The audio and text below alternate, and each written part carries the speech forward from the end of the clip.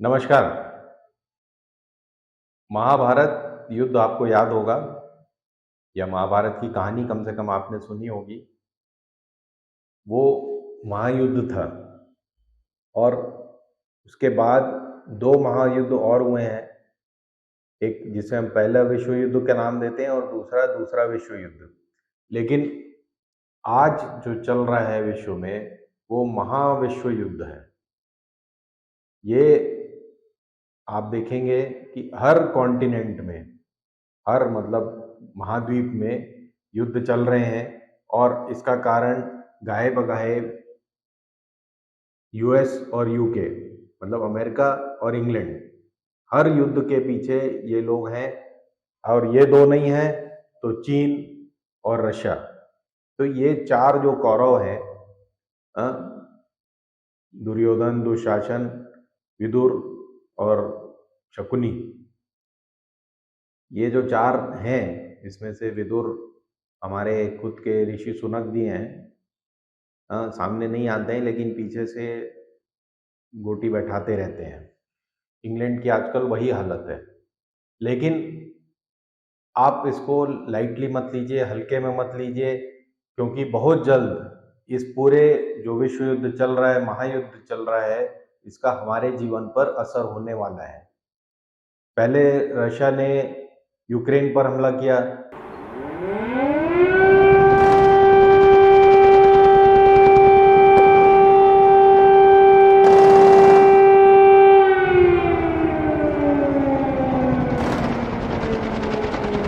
उसकी वजह से पूरे विश्व में गेहूं की कमी हो गई है, क्योंकि हर साल यूक्रेन कम से कम 80 लाख करोड़ टन गेहूं बाहर भेजता था, जिससे अफ्रीका और एशिया के कई देश भूख से बच जाते थे। लेकिन अब अफ्रीका में हर जगह युद्ध चल रहा है और आगे पीछे लोग गेहूं पर ही कब्जा कर रहे हैं, क्योंकि मक्का गेहूं ये वहाँ की मुख्य डिमांड है। दूसरा हमला किया इजराइल ने पैलेस्टीन पे या गाजा पर, तो वो एक जेनोसाइड की तरह है, जहाँ पर वो पैलेस्टीन का नाम ही खत्म कर देना चाहते हैं। गाजा पट्टी को उन्होंने बिल्कुल हमेशा के लिए खत्म ही कर दिया। अब वहाँ पे कुछ हो नहीं सकता। वो जापान में जो नागासाकी और हिरोशिमा में हुआ था, उससे बदतर स्थिति अभी गाजा की हो गई है। अब वहाँ पे कुछ नहीं हो सकता। ये चाहे 20-22 लाख लोग वापस भी आके रहने लग जाएं, उन्हें कोई कितना भी पैसा दे दे नाली और पानी और घर बनाने के। तो ये दो हो गए। तीसरा जो है वो चाइना अभी हमला कर सकता है ताइवान पर, जिससे कि आपकी हमारी जितनी भी प्लानिंग है फ्यूचर की, वो सब चौपट हो जाएगी। आज आपने कुछ भी पैसे बैंक में बचा रखे हैं या कुछ भी घर सामान खरीद रखा है, 60,000 का लो सोना खरीद रखा है 60,000 तोले पर, वो सब आप मान के चलो वो सब चबूतरे पर आ जाएगा। क्यों? क्योंकि ताइवान एक चीज बनाता है जिसकी विश्व में आज सबसे ज़्यादा ज़रूरत है, और वो है माइक्रोचिप्स। माइक्रोचिप्स क्या है? जो आपके फ़ोन, घड़ी, कैमरा, गाड़ी सब में लग रहा है आजकल। यहाँ तक कि घर के सारे सामान में, फ्रिज, टीवी सब जगह लग रहा है। इसकी 0.5 माइक्रोन की जो चिप्स हैं, जो सबसे उन्नत मानी जाती हैं, वो बनाता है ताइवान। अब वो 0.3 माइक्रोन की भी बना रहा है और 80% दुनिया की चिप्स ताइवान में बनती हैं। 80%। और ये जो मैं 0.3 माइक्रोन और 0.5 की बोल रहा हूँ, ये तो 100% करीब करीब मान लिए कि 100% चिप्स दुनिया की ताइवान में बनती हैं। ताइवान एक छोटा सा देश है, 2-2.5 करोड़ की वहाँ की पॉपुलेशन है, और वो चीन उसको अपने ग्रेटर चीन का हिस्सा बताता है, और उन्होंने अब उसके खाड़ी की पूरी घेराबंदी कर ली है। तो अमेरिका घबराया हुआ है। इधर यमन में आज रात को यूके और यूएस ने अटैक कर दिया हुतीस के बहाने। हुतियों ने एक अलग अपनी हुतियाई चालू कर रखी है। वो क्या है?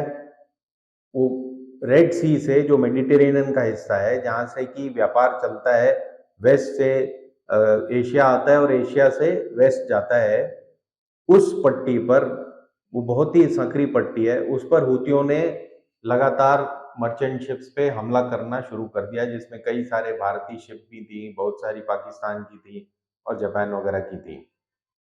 यूएस और यूके की तो थी ही। उन्होंने ड्रोन से हमले किए, मिसाइल से हमले किए, खुद नाविकों पर हमले किए। तो फाइनली अमेरिका ने हूतियों के नाम पर जो राजधानी है यमेन की, सना, उस पर हमला कर दिया। अब ये चीजें एस्केलेट होंगी मतलब ये चीजें बढ़ेंगी, तो अमेरिका को कूदना पड़ेगा ताइवान के बचाव में। इधर रशिया का विरोध कर ही रहा था, अमेरिका सप्लाई कर रहा था पूरे आर्म्स वगैरह। क्यों? क्योंकि रशिया को उसे आगे नहीं बढ़ने देना है। लेकिन पूरे यूरोप को रशियन गैस और ऑयल की जरूरत है जिंदा रहने के लिए, क्योंकि वहां पर ठंड इतनी पड़ती, तो बिना गैस और ऑयल के वो मर जाते। तो उन्होंने एक नया रास्ता निकाला कि रशिया का पेट्रोल भारत आता है, भारत से रिफाइन होकर फिर इंग्लैंड जाता है।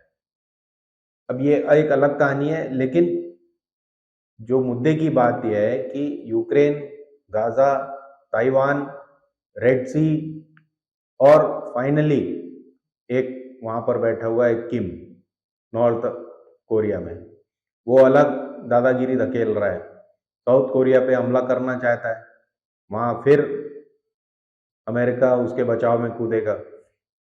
अब अमेरिका और यूके का आप रोल देखिए, ये हर जगह कहते हैं कि हम बचाव में कूद रहे हैं, लेकिन युद्ध इनके शुरू किए हुए हैं हर जगह। पूरा मिडिल ईस्ट इनने बर्बाद कर दिया, ईरान, इराक, अफगानिस्तान, पाकिस्तान सब बर्बाद हो चुके हैं अमेरिका के इंटरफेरेंस की वजह से।